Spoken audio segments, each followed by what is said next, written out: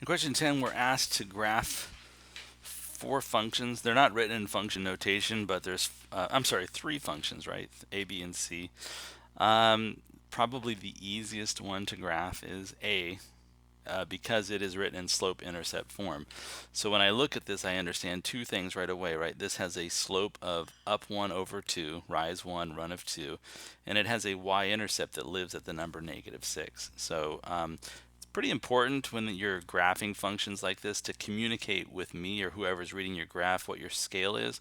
And it could be as simple as just going 1, 2, 3, 4, 5, and then just putting the number 5 here, and I could go down 1, 2, 3, 4, 5, and then just make sure I know that that's -5. This, of course, is the origin.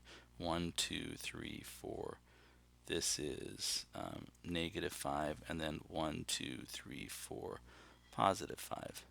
So technically, in the absence of this, right, I really don't have a way of evaluating if you've graphed the correct function or not. If you use a different scale, that's okay, but these are simple enough. Probably a 1-to-1 scale is your friend, unless you see a good reason why you might want to deviate from that. So that's adequate. You've totally communicated how this is set up, and I understand what's happening. So again, so we start with a y-intercept at -6. So I guess I'll do this one in purple. So right here at -6, we have a dot, and then we're just going up 1 over 2 units, up 1 over 2 units, up 1 over 2 units. And I don't need to do that a lot. If you don't have a little mini ruler, right, make sure I had them downstairs, and only a couple of people asked for them. Please use rulers when you're asked to graph these functions. So I have extended this line. The other thing I'm doing is I'm putting arrows here to very cleanly communicate that this is an infinite object and it's just getting started here. It goes on forever in both directions. So that is the equation of the line y equals 1/2 x minus 6. The next one I think caused all kinds of problems, right? There's a couple ways you can do it. You can get lucky and just guess some values of x, y that would make that equation true. So for example, if I said x is 0, it would have to be the case that y would be 4, I'm pretty sure, right? So if I'm just trying to come up with a table of values here, if x is 0, right, y would have to be 4 to get me to the 16. Okay, so I'll put a 4 there. If x was the number 2,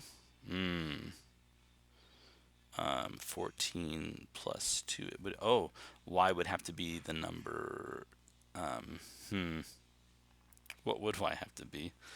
That would be 14. 14 divided by 4 is not a nice number. It's not a clean number. Let me go to the number 4 instead. If x is 4, I need to get 12 more, so y would have to be 3, right? I think this is a fraction here, that's right.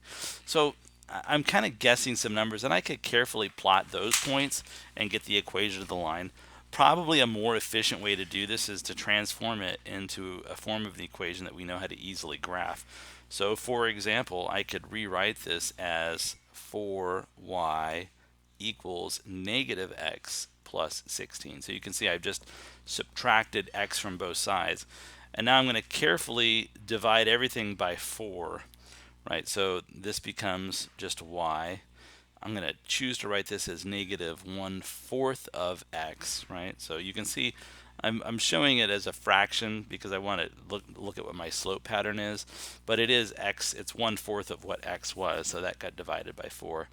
And then 16 divided by 4 is the +4, which is nice because I could see up here, right, my y-intercept was going to be at 4.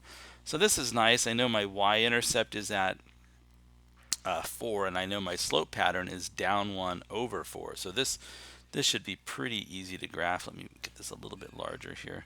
So again, we're going to start at 4, and we're going to go down 1 over 4 units, right? 1, 2, 3, and 4. And I'll just go down 1 more and then over 1, 2, 3, and 4. So with those 3 points, right, should pretty much be able to graph this. So I'm just lining my ruler up with the points and then just carefully drawing the ruler through there. And again, it's a very good idea to cleanly put nice arrows and indicate that this is a line and it goes on infinitely in both directions. The one question that was a little problematic was this last one, right? It says x is -5, and a lot of you told me that there's just not enough information to graph that. But I'm asking for a line in which this is always true. X values are always -5. A couple of you graphed the line y equals -5. That was horizontal. But if I was to look at this carefully, here's my x-axis, right? On this point right here, x is -5. And some of you just graph that single point. But it turns out if you go below that, right, here x is -5, y is -2. Here x is -5, y is -5, right? What's important about this line is everywhere where I land on this line, right, even though y is changing, y is positive up here, right, no matter where I go, x is always equal to -5. So that's why this is the line x equals -5.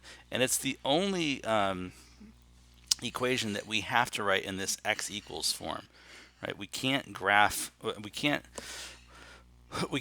the equation of a vertical line in y equals form because the slope of that line is undefined, right? It doesn't have a slope. Whereas a horizontal line has a slope that equals 0. That line has a slope that's undefined. So this is the equation of the line x equals -5. So those were the three functions we were looking at for question number 10.